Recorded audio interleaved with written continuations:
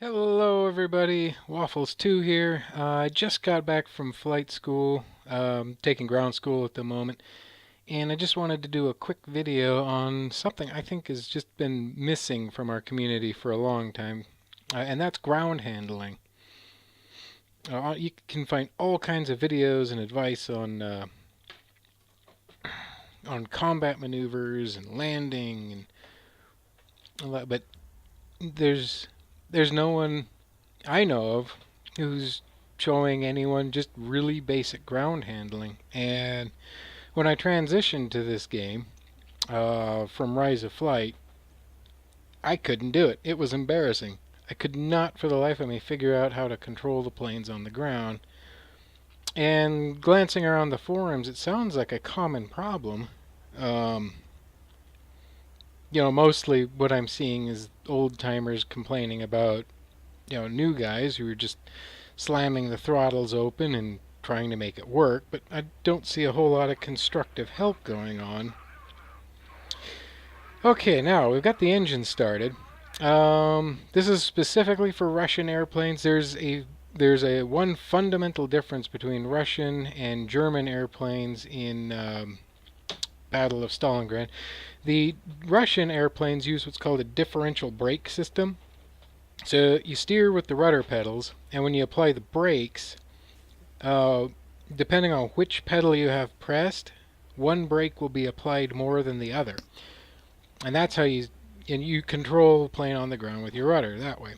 German planes use a differential brake system, so if you've got rudder pedals, you would map those to your toe brakes. Or if you're using keyboard, wherever you've got the left and right brakes mapped. Okay, that's basic steering on the ground. If you want some help, it can again Russian plane. If you pull all the way back on the stick, that'll lock the rear tail wheel, so the plane will be less likely to wander. I'm not gonna bother. Okay, that's and again on the ground you want to steer with the rudders. Of course the ailerons don't do anything, and you want to kind of avoid doing that.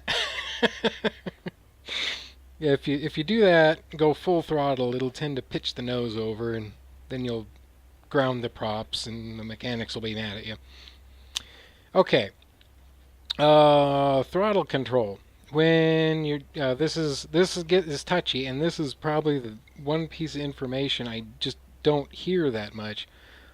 And here's what you do: from a stop. Well, first thing you want to do. This is a private match, of course, so there's no one else around. But you want to, before you even think about moving the plane, just look and make sure there isn't someone already coming down the taxiway, 'cause you don't want to cause a collision. So, okay, throttle control. Bring it up to 50%, and as soon as you hear it wind up, throttle it back. And again, kick the rudders around and hit the brake if you need to. I find once the plane's moving, between 17 and 30% is all the throttle I ever need. And beyond that, you control with the rudder, and don't be afraid to kick a little brake in if you need it.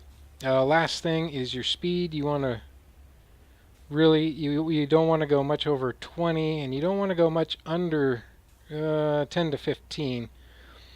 15 to 20 seems to be the ideal speed to keep control of things on the ground.